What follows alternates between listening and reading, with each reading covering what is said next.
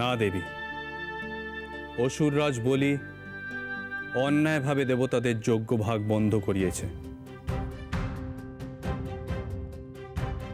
তুমি দেবতাদের আহার্য দান করে নিজের কর্তব্য পালন করেছ, নিজের ধর্ম রক্ষা করেছ।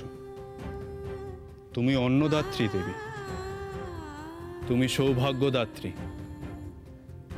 তুমি না করলে আর কে তাদের রক্ষা করবে?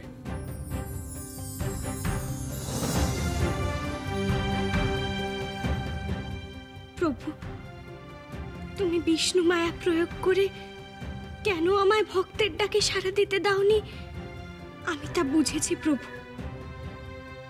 ওই প্রার্থনা ছিল বলি পত্নী বিন্ধ্যার। আমি জানতাম শ্রী, এক সময় না এক সময় তুমি ঠিকই বুঝতে পারবে।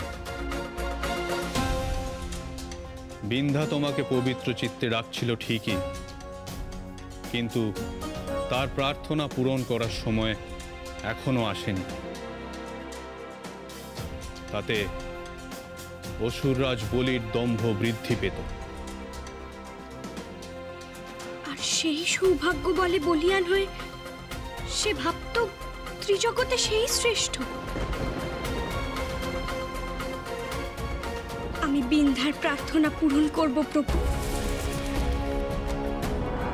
সেই সঙ্গে বলির দম্ভ নাশ করব। বলির অন্তরেও আমাকে লক্ষ্মীশ্রী স্থাপন করতে হবে।